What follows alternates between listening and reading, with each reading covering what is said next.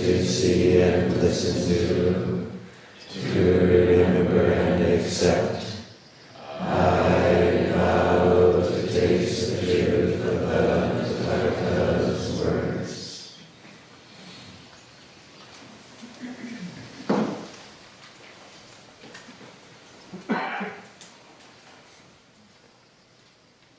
Oh, good morning, everyone. Welcome. Welcome to Green Gulch.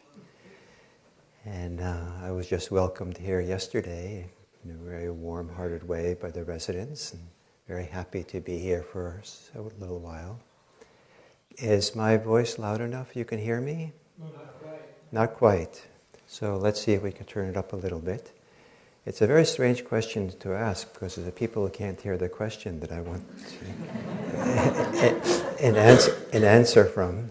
But how is it now? Is it okay, the volume now? Okay, and I have a tendency of speaking softly, so if that's the case, you can wave at me or something.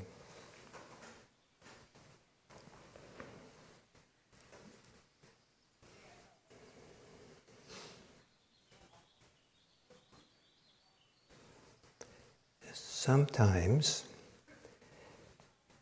there's a reluctance to call Zen meditation. Instead, sometimes it's called just sitting. And not only is it called just sitting, but the expression just sitting represents something very important, some people might say profound, about what the heart of Zen practice is, Zen training, Zen life. To just sit. And it can seem like a silly thing to say, because it's nothing. Just to sit means, nothing's going on, and why would you do that? And everyone can just sit. But when we come to do this posture, assume the kind of Zen posture, each person has their own version of it. What often we discover that we're doing a lot of things that are not just sitting. In fact, just sitting might disappear from your mind, from your consciousness, because you have important grievances to think about. You have important futures to plan. You have fantasies to fantasize about. You have ruminations to ruminate about. And it's very easy to get pulled into all kinds of agendas and purposes. It might be that you have an important enlightenment to attain. And so you're going to really put yourself into that. And you're not just sitting, you have a goal, you're striving, you have ambition, you have conceit, all these other things there. Or it might be that you have important resistance. This is too religious. I shouldn't be here. These people are completely crazy. Some of us might be. It's true. But the point is that in you're doing more than just sitting. You're judging, you're criticizing, you're afraid, you're anxious, you're angry, you're grieving, you're sad. All things which are okay. But if we inhabit all these other things, as we're attached to them, participating in those things, then we're doing something different than just sitting. And so what is it just to sit? One of the things it is to notice all the ways we're not doing that. And that's quite significant. People learn a lot about themselves. This kind of Zen practice is a deep form of introspection, where in a certain kind of way you want to get to know yourself inside and out in a way that you cannot do if you're always following the agenda, if you're always following a thought train and ideas and futures and pasts. There's something very profound. Does it sound okay? There's an echo to me. Maybe we need to turn it down a little bit, up a little bit. Or if you move the mic a little closer. Let's see, because I was...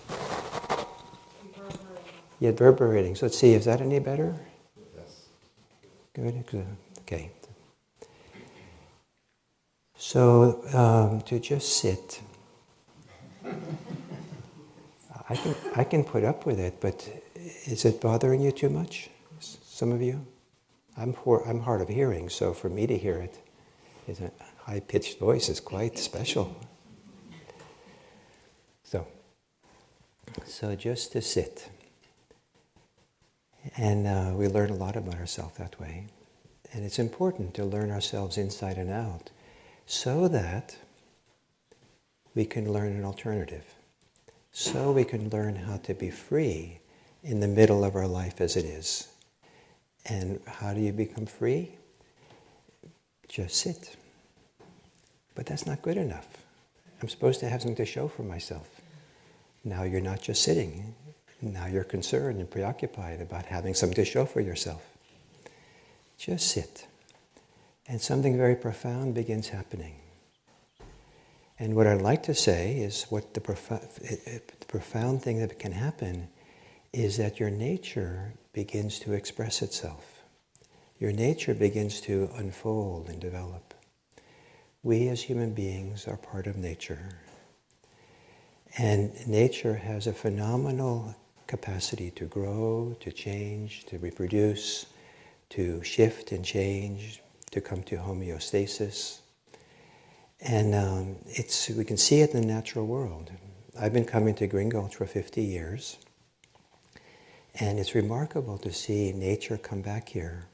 It used to be a ranch and had prized bulls grazing around the fields here and horses and various things.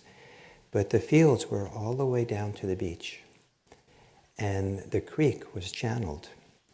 And when I was here early on, just before you get to the beach, there were the creek down there was just fields on both sides.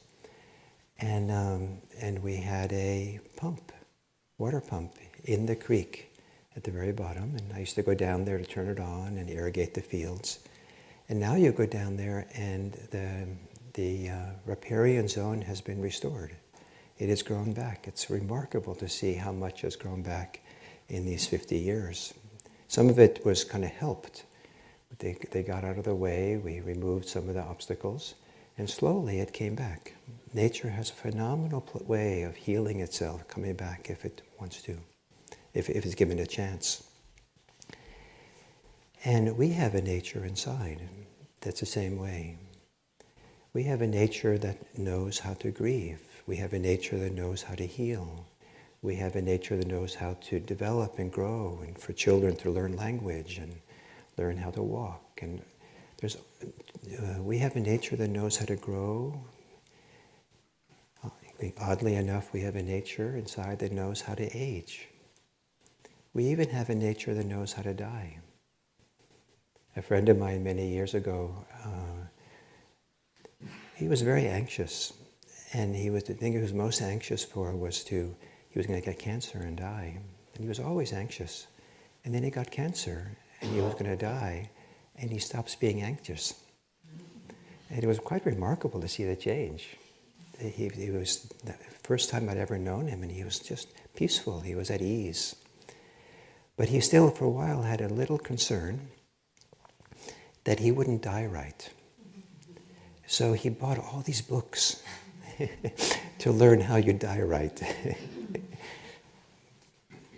People have been dying for a long time without a book, without a manual.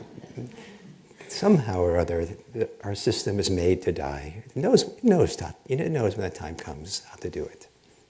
You don't have to worry about that. You might want to prolong it or delay it, but sooner or later it knows what to do. We have this profound nature. Being born and dying is part of it.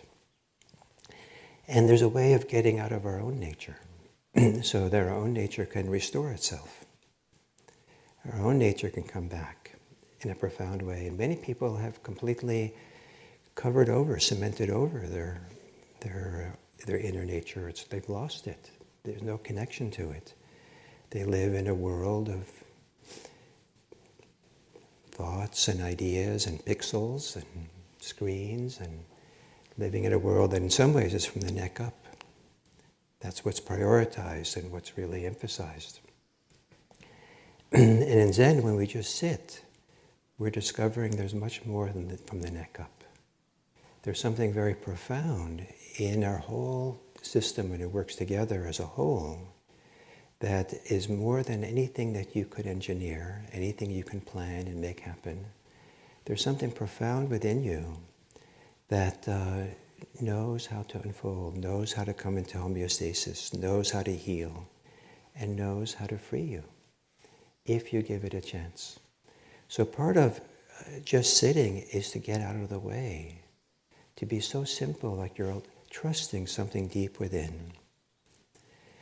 So I would like to tell my story of how I discovered something like this. Not because my story and my way and even my understanding of what I'm talking about is right for you. The whole, I think, part of this idea of this expression, just sitting, is for you to discover what that is for you. Because there's no final answer. Every day you'll be different. Every day, every hour you'll be different. And you'll discover just sitting is a different quality, characteristic, way of being on that day and that hour. And it's a phenomenal journey to be on, to keep asking, what is it now? What wants to just sit right now? What wants to reveal itself right now? What truth, what way of being wants to come forth right now? What wants to be born right now? There's something about having that question, that openness, that willingness to trust there's something deeper within us that makes just sitting very personal, sometimes transpersonal, sometimes non-personal. And what it's not, I would say in my English, it's not impersonal. Impersonal is kind of like drag. But non-personal is delight, profoundly non-personal, profoundly personal, profoundly transpersonal. There's something really special. I like these about all this. So my story.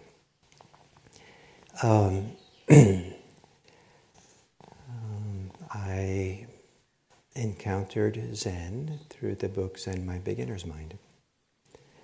And it was written by the founder of this center here, Vipassana Zen Center. And that book spoke to me in a way that no other book had ever spoken to me. I kind of read it slowly once I started reading it. And I had this feeling that this man, Shunryu Suzuki Roshi, in his words on the page, was explaining things or saying things that I already knew, but I didn't know that I knew them. That was the feeling I had. Yeah, I know this, but it was kind of remarkable. And so when I had a chance, I came to Zen Center. It seemed like the book had a lot to do with sitting zazen, doing this, if I'm allowed for provisionally call it Zen meditation. And so I came to Zen Center and was introduced to Zazen. And I was really taken by Zen Center. I came for 2 weeks to be a guest student here. This was 1975, so a long time ago. And then I felt I was a young man. I was 20. And so I decided that I had to do a few other things. So it took me almost 3 years before I came back to take care of loose ends. But in that process, I went back to college and finished the last 2 years of college. I dropped out, which was standard back then for many of us. But by the time I went back to college, I'd already been introduced to Zazen. And I thought, and I felt I was suffering. I knew I was suffering. And I didn't know how to address my suffering. But the only thing I could think of was, I'm going to meditate. I'm going to do Zen meditation because that somehow will address the suffering I had. And so I started meditating in the way that I was taught at San Francisco Zen Center, which is sit for 40 minutes every morning and every evening, but not on Sunday. Because back then at the in San Francisco, that was the custom. They never sat on Sunday. I never thought about it or questioned it, but I just thought that's how it's done. So I sat 6 days a week, and Sunday was off. And for a young college student, to meditate twice a day in retrospect is kind of unusual. My roommates many years later I had back then that it was kind of unusual, Gil. But because you disappeared every evening at 8:30 to do your meditation, our whole household shut down and went to bed and quiet down. Which the whole household lived on. I thought it was normal. But it turned out that college students don't usually do that.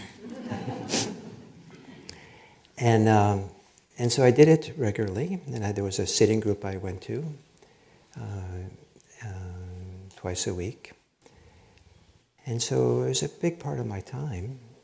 And after a while, I noticed something very unusual. That the suffering that had motivated me to start practicing wasn't there anymore. I didn't know why it wasn't there. But then I became phenomenally curious. Why did I continue meditating when the reason for meditation had disappeared? I was meditating to get rid of the suffering, stop suffering. And now that I stopped suffering, I was compelled to keep meditating. And I'm kind of a rational person to do things for reasons. And I didn't have a reason anymore. And I kept doing it, and doing it, and doing it. This is strange. But I just did it. Until one day, I had a realization, or something clicked. And I realized I was doing it because this was my way of expressing myself in the way that an artist paints to express herself, or a musician plays music to express themselves, or dances to express themselves.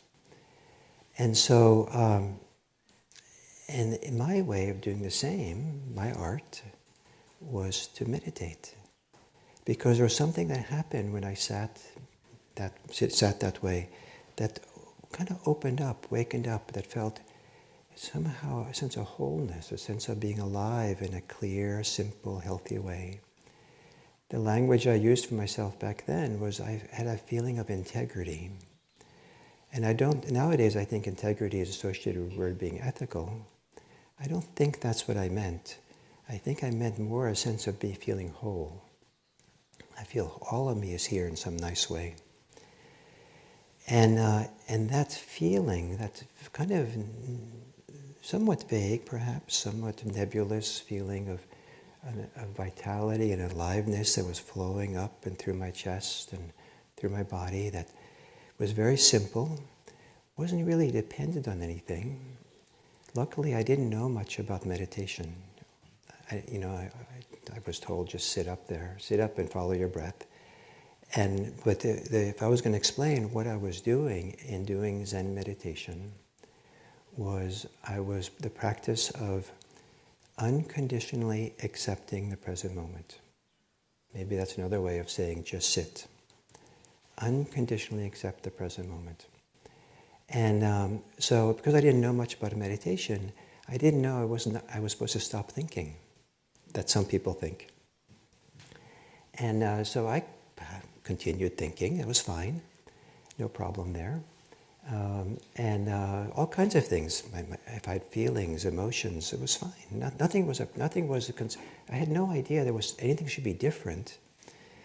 And one of the things that wasn't supposed to be different was, my knees. I didn't have any idea my knees weren't supposed to hurt. And they were supposed to just sit there with the painful knees.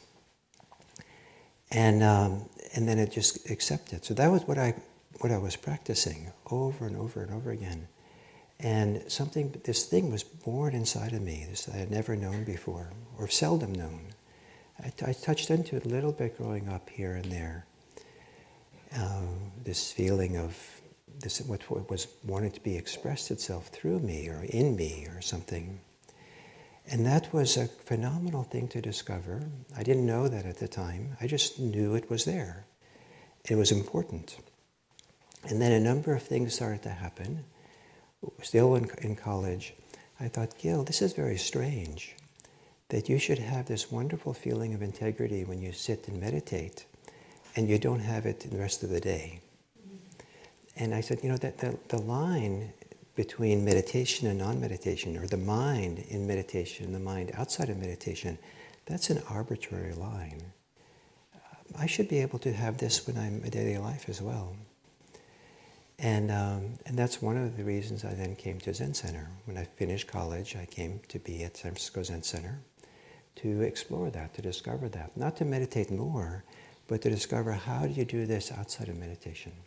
I wanted to be in a community of people who were doing this. And the consequence of coming to San Francisco Zen Center was I meditated more. And then I decided, and then I was here, living here at Green Gulch, and standing somewhere over there. One day we were chanting the Heart Sutra. No ears, no nose, no tongue, no body, no consciousness. No, no, no, no. And in the middle of chanting, no form, no sensations, no perceptions, no mental formations, no consciousness, something kind of suddenly kind of burst forth in that place of expressivity, that place where I discovered this deeper place that's not me, it's not the normal me, it's something non-personal, that's deeply personal. It arose, and someone said, don't go to graduate school, which was supposed to start in 2 weeks. Stay at Zen Center and go to Tassajara. And so I went to Tassajara and had my challenges there, challenges with myself. And I discovered all kinds of things about myself I didn't know, and my own deeper challenges. And then I was sitting one day, looking at the Tassajara Creek, and I had a certain kind of gathering of attention around, because the abbot had suddenly appeared at the monastery, and I had a chance to talk to him, which was a big deal. It was hard to talk to him back then. So I was sitting there looking at the creek, gathering attention, and what would I say to him? And then the same thing, from this deep place of expressivity, this deeper place inside, again, this boom, this thing arose, and there was unshakable knowing. I knew something. I didn't have a reason for knowing it. That had to follow. But what I knew was I was going to be ordained as a Zen monk. Because there was a time at Zen Center they called us monks, not priests. And boy, was I surprised after I was ordained. And the abbot said, we're not going to call you priests. What? That's not what I signed up for. I was going to be a monk. So then I became a priest. And but the important thing, this deeper thing kind of arose, a deeper place of knowing. I'm not saying it should be that way for you, but as then I continued practicing, at some point I accidentally, almost, was in Thailand and was introduced to the practice of Vipassana. And these days I'm mostly known as a Vipassana teacher. And when I went to Asia to really delve deeply into the teaching of Vipassana, the reason I went, the motivation I had for it, was to continue to learn shikantaza, the Japanese word, just sit. Because I thought that the instructions of Vipassana would teach me how to just sit more thoroughly, more completely. And in fact, that's what it did. I followed the instructions carefully that in Vipassana I was given. But the spirit in which I did it, the attitude in which I did it, was not one of attaining anything. It was not like a goal-oriented practice for me. It wasn't that, and the abbot was a little bit perplexed by me because he was all about having a goal. And I said, I'm not here to have a goal. And he said, what? That didn't compute for him, but he put up with me. And but I was here to. But in doing, I followed the instructions very, very carefully. And in fact, one of the great gifts of Vipassana gave me was this ability to be more thorough or complete in the just sitting. I got to see all these ways, very subtle ways, and subtler and subtler and subtler ways that had been invisible to me, that I was not just sitting. Subtle ways in which I wanted something different. Subtle ways I was trying to grab hold or resist, or subtle ways in which I had conceit. That way it was about myself, and all these extra things I did. So part of the value of learning just to sit is we see what's extra. And as we do less and less of the extra, there's something that this Vipassana tradition calls, or that their word for it is, there's a number of words for it, but they're pointing to something that's profound within us, the nature within us, that's not dependent on what's happening in the world. It's not dependent on, so there's deep sensations that are not dependent on the sense doors being stimulated in the world around us. It doesn't depend on what we see, hear, smell, taste, or the tactile experiences we have. There's a deep place of deeper sensations that can well up. And part of those deep sensations that well up is a feeling of tremendous joy, sense of well-being, delight, that has no reason. Remember, I was a person who always wanted to have reasons? So to have joy for no reason, I mean, is that okay? Is that allowed? In Zen, the way I was taught Zen back in the ancient times, meditative joy was kind of poo-pooed. If you told the teacher, I felt there's all this wonderful joy or happiness in my meditation, the usual response was, one more thing to let go of. Let go, let go. There was something very profound about that answer that I appreciate a lot. There's the whole philosophy or the approach of practice makes sense to say that. But at the same time, I misunderstood. I thought it was not okay to have it. And as I went deeper and deeper into this, I discovered it's okay to feel joy. It's part of our nature. It's a natural thing to allow to happen when it's happening. Not always there. There's a deeper knowing that can happen. And that deeper knowing is, all of us are much more intelligent than our thinking mind realizes. If our intelligence depends on our thinking mind, chances are you can do better. And I learned that through this process, I learned to not rely on my thinking mind for the full picture. I like my thinking mind. We have a good relationship. We're friends. But and my thinking mind has an important role in my life. But I don't depend on it. My freedom, my deeper sense of well-being, my inner spiritual, emotional health is not dependent on what I think. There's a deeper source.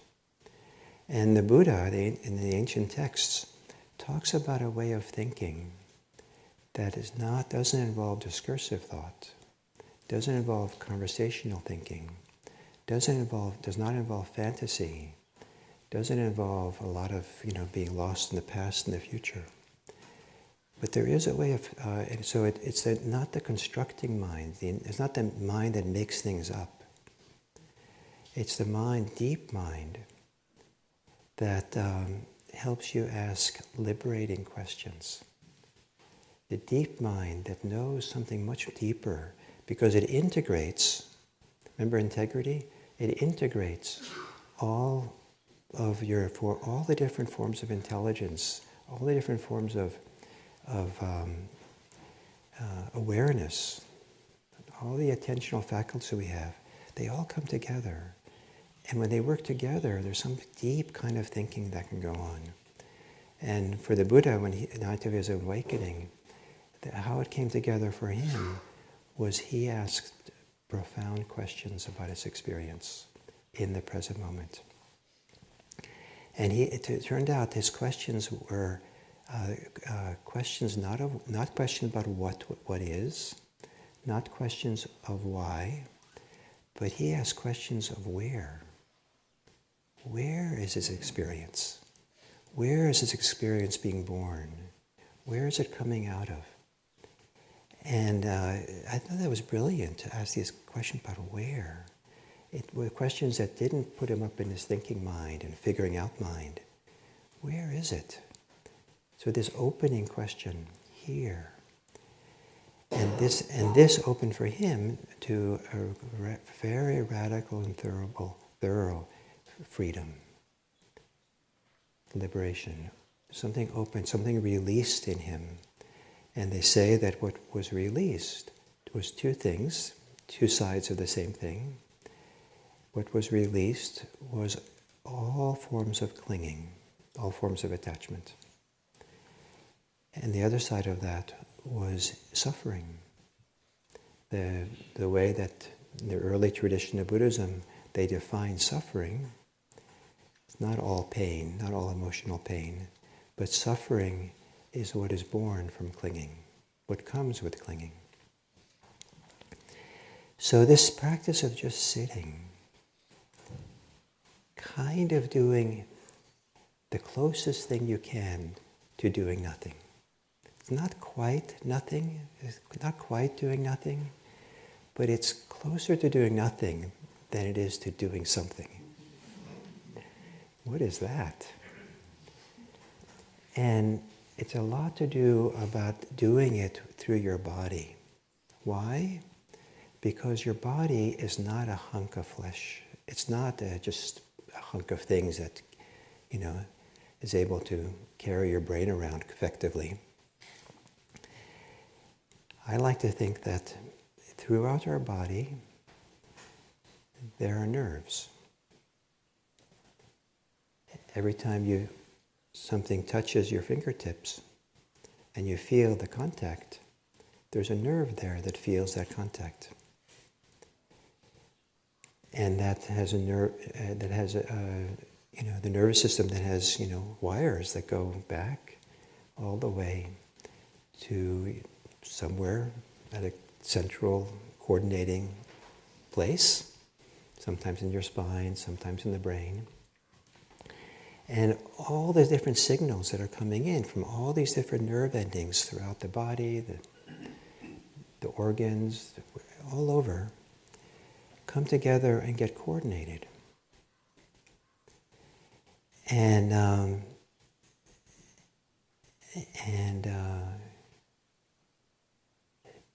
I read, and one of those, sometimes the news is really important to read. Just a few weeks ago, maybe some of you saw the headlines. I mean, this was major news. Most news is old.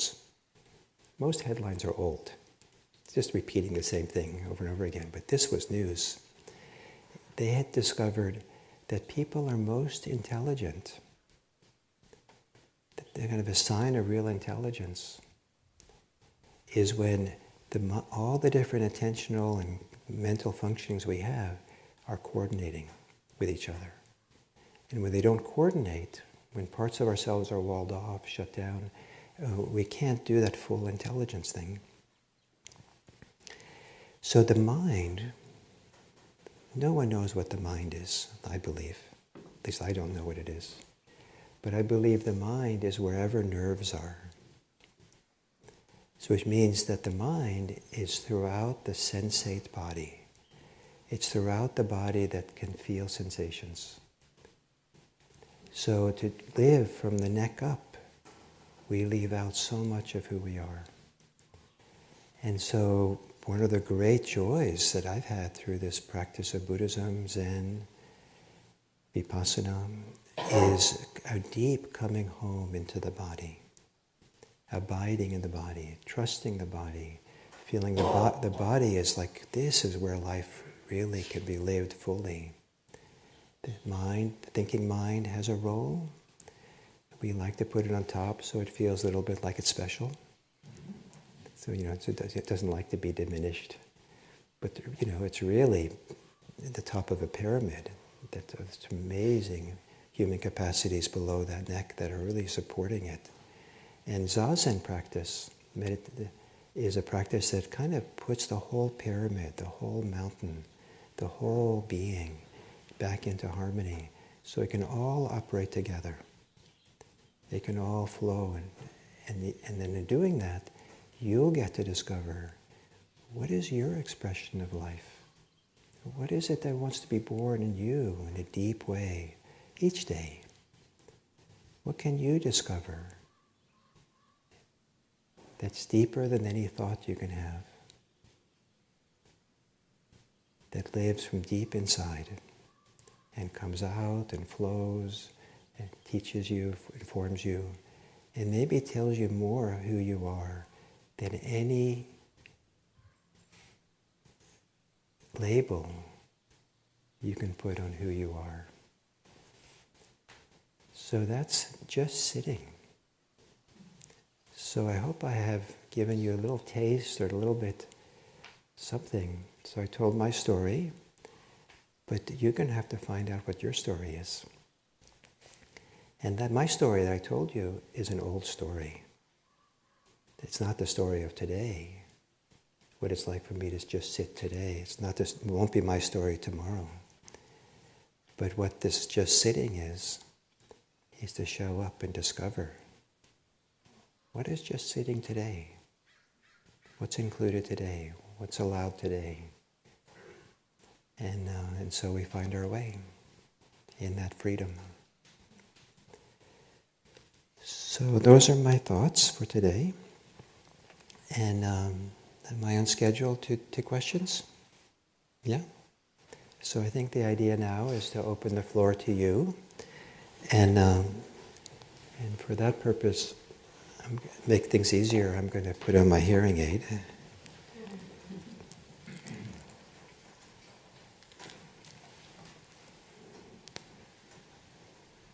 It's good to see you again, Gil. If you could wait one moment. Oh, sure.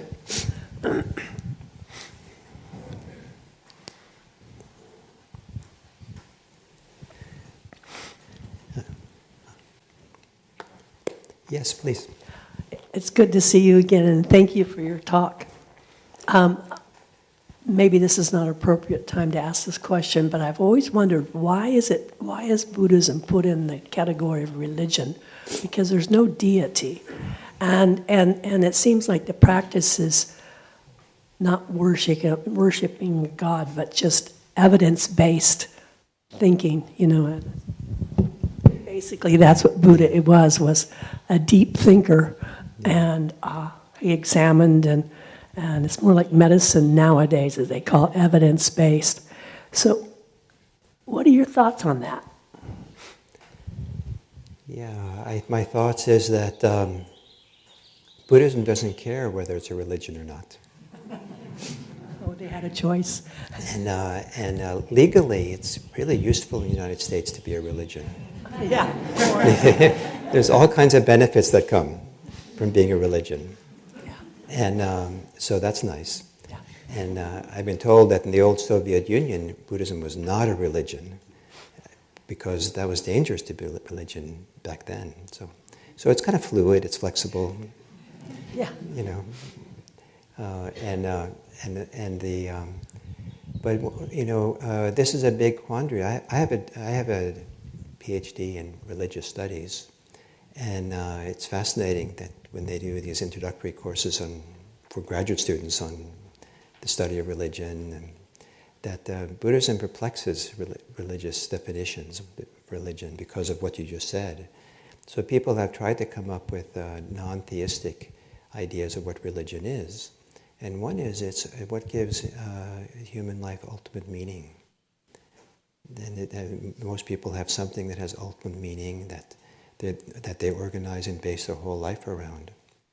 And I would say that my experience of what has happened to me in Buddhism, like what I'm talking about today, this deep sense of source expressivity, the compassion that came out of that, that's my central organizing principle for my life. So I think that's close enough to a religion. And I was anti-religious when I was younger. So, my friends complained to me when I was a Zen priest that I never used the word spirituality, because I was kind of like, didn't even want to use that word. But I've kind of outgrown that now, maybe. So now I'm happy to use those words. And what I like about religion is that it's, to me personally, it feels kind of heartfelt for me, that word. I know there's a lot of other associations with it. And I was on a panel once with Stephen Batchelor, who was kind of coined the term secular Buddhism. And I really kind of feel closely aligned to Stephen Batchelor in many ways, except for that word, secular Buddhism. Because my Buddhism is religious. I feel somehow it represents something deeper that I can't even express, that the word secular can't speak to for me. Thank you. Yes. So I saw a hand over here. So if you can take the mic. How does it help you deal with? No, I won't be able to hear you. Sorry. Oh, there's a microphone. I'm sorry. How has it helped you deal with like negative emotions like anxiety or anger, things like that? Well, kind of stay close to the topic of this talk, I've learned just to sit with anger.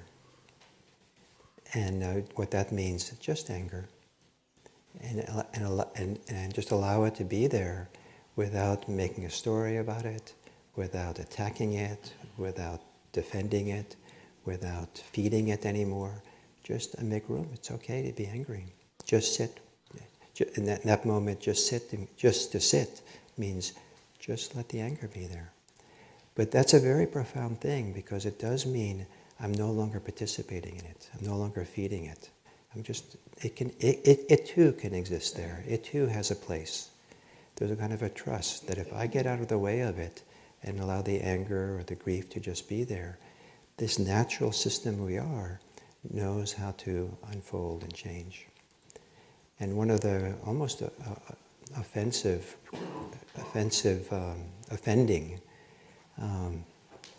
discovery of psychologists is that most emotions only last like 90 seconds unless we feed it. And that's kind of, it's offending because, wait a minute, I'm not doing this. So does that reply to your question well enough? So I saw here in front of you, it's a little hard for me to track, but I think I saw your hand in the front row there first. Thank you. This piece of paper, the 4 vows, beings are numberless, I vow to save them. What do I do about people who cannot seem to be able to be saved? And I'm imagining that what if people had decided that the meadows down by the creek should have been concreted over and nature did not have the ability to come up? And when I look at our government, other governments, what's going on in the world, I see a lot of concrete. Yeah. And I cannot save them. I don't believe. So one of the ancient Chinese teachers, that was the 6th patriarch, said about this very topic, about these 4 vows, that you save all beings in your own mind first. And so what I mean by that, and maybe he means by that, is that of course we can't save all beings. What does that mean? And but what I discovered for me is that in this just sitting and having this expressivity of integrity arise, and it was also something that it wasn't just something being expressed, it was also something being responsive. I was available to receive the world and to experience the world and feel the world, and I felt a lot of suffering in the world. And what was born inside of me was, from that suffering, was my compassion, my care for that, my desire to help and make a difference. And I love that saying, beings are numberless, I vow to save them. Not because I'm taking that on as a should, but rather that's kind of giving voice to what's being born within me. Yes, I want to reduce suffering in this world. Yes, I want to meet the suffering in this world.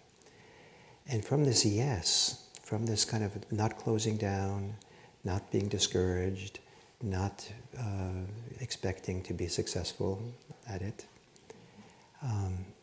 this is where it begins. Never give up this. Never give up that freedom to meet the world with compassion. Don't give any reason to stop that. Don't let anybody else, any situation in the world, anyone who's not going to change, any amount of cement interfere with this freedom.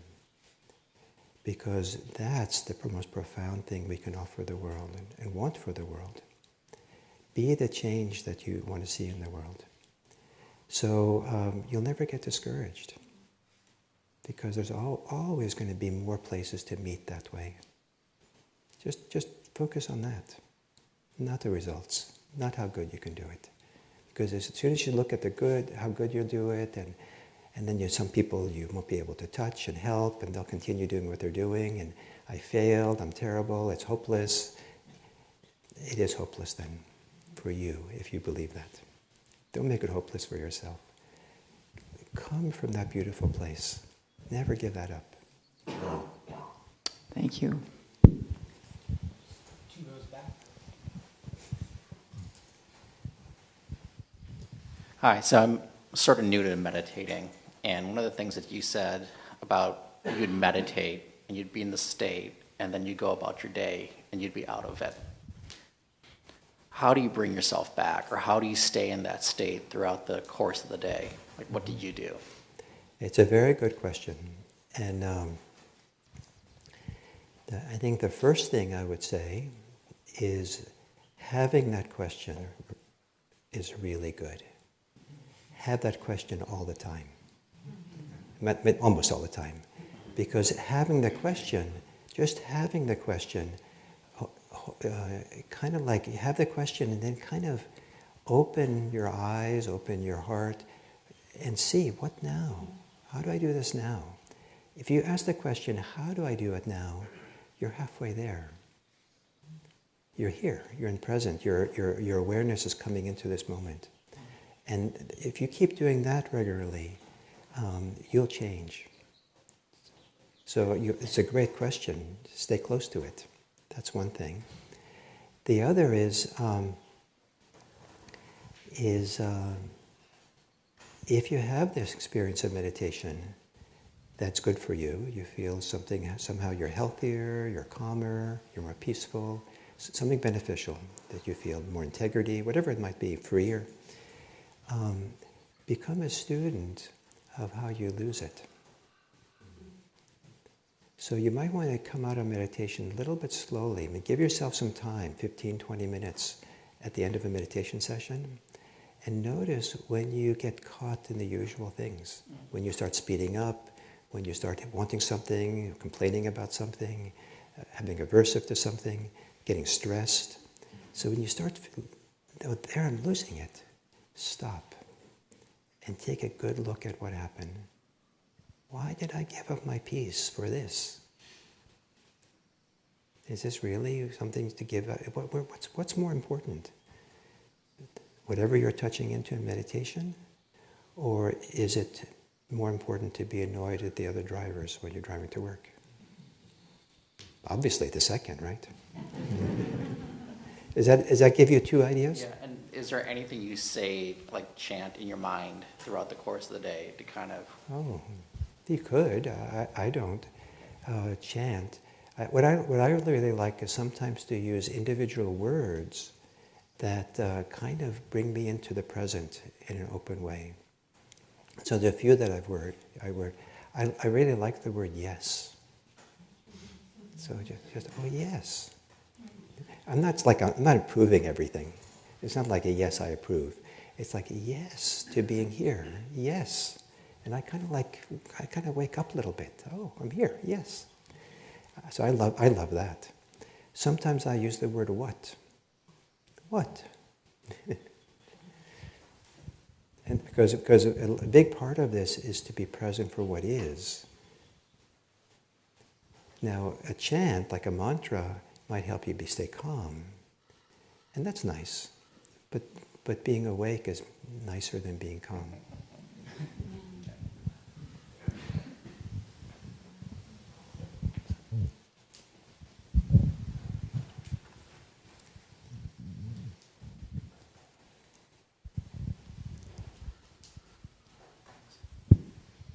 So, like a year or two ago, I was taking a class on comparative religion, and we had a whole section on Buddhism, of course, and they were talking about this idea of walking meditation.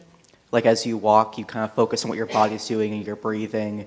And a lot of this talk is about the idea of just sitting. Do you see value in the idea of moving meditation or walking meditation? Oh, yes. There are what's called 4 dignified postures for doing this practice. And and then everything in between. So there's no specific posture you have to do this practice in. You can do it in any posture at all, and which is important to do because there's all kinds of unique bodies that people have, and not everyone can sit in full lotus and sit this way, kind of upright like this. And so it's very important not to set up this as the should, or this is how you're a good Buddhist or something. So all kinds of postures are possible. I know people who do, only way they can meditate is lie down. So it's called 4 dignified postures. Walking, standing, sitting, and lying down. And exactly how that works for you, each one of those depends on the individual. What they have in common is that it's an intentional posture. It's whatever posture you go into, it should not be casual. It should be intentional, to a posture with which to be alert. Not alert in an anxious way, but alert in a yes way. I'm here. And so that can be done in any of those postures, but you choose how to go into the posture so the posture can be a little alert. And so walking is great. And in Zen, there's walking meditation. It's in Japanese word is kinhin. And when there's an extended period of time for meditating, they'll meditate for 40 minutes, and then do 10 minutes of walking meditation, and then 40 minutes of sitting meditation. Sometimes alternate through the day that way. In other Buddhist traditions, they spend a lot more time doing walking meditation. Some places they do it for 45 minutes seated meditation, 45-minute walking meditation, go back and forth. When I was in Burma, it was an hour back and forth for each one. And some people, walking meditation works better than sitting meditation, if we're allowed to say that. And so some people do a lot of walking. They don't do a lot of sitting. And then sometimes there's pilgrimages, which are a form of walking meditation. And in a couple of months, 6 weeks, I'm doing a pilgrimage walk from a neighboring Buddhist center that's two days walk from Green Gulch to walk here to Green Gulch. They're very gracious to host us when we come for the night, and then we keep walking south the next day. So, what time are we supposed to stop? We have maybe time for one more. One more, okay.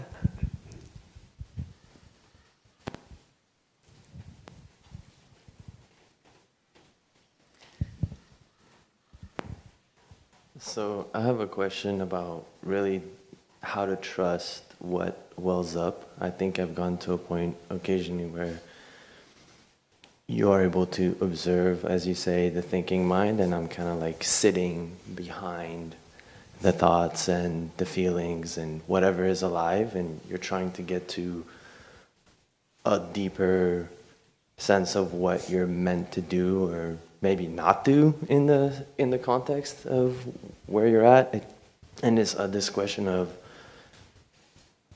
how do you trust the right welling up feeling? You know, maybe it's not a discursive thought, as you talk about, and more of an emotion, but how do you trust that it's coming from a source of, wholeness within you rather than the anxiety that made you stop in the first place? Well, it's actually a very important question. So I want to thank you for asking it.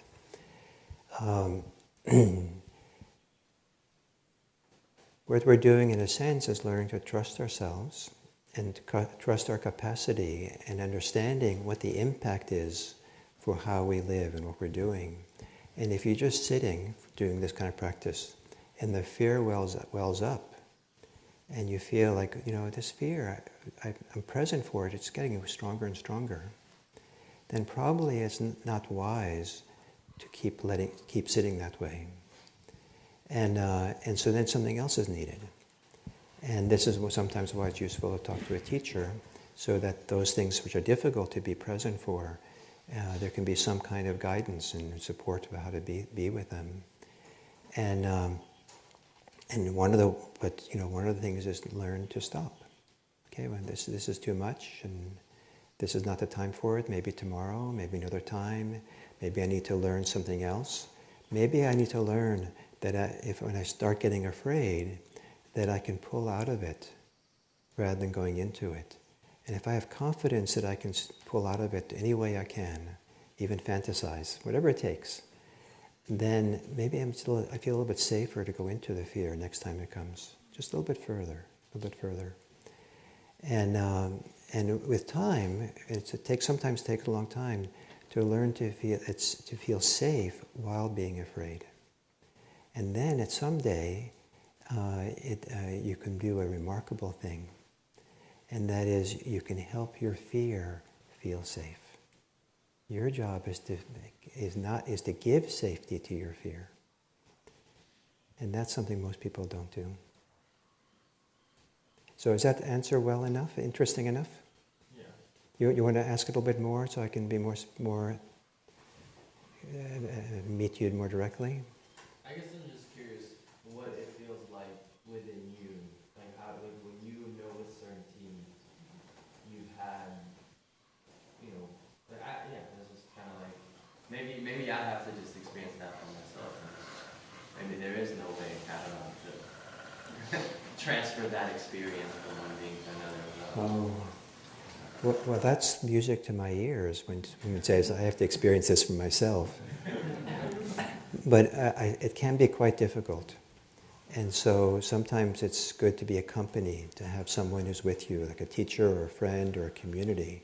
So it's easier to do this practice with the difficult states we have, difficult pains, sufferings we have. So yes, you have to know it for yourself, but you might want to consider having friends on the path with you.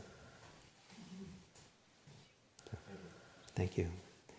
So thank you all very much. So I think what we're going to do a closing chant, and then I'm going to leave, and probably Cam will explain this.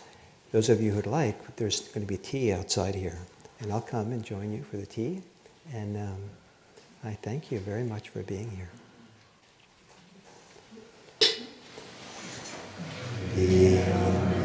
Vipassana.